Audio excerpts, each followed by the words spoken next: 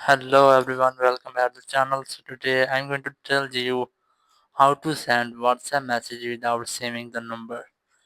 If you want to send WhatsApp message to anyone without saving his contact, so let's see how can you do this. You just have to open your browser, it may be Chrome or anything else.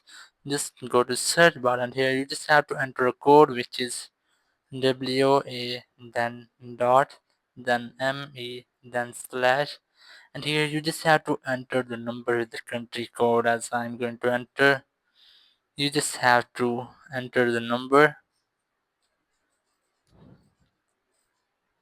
and then just tap on enter.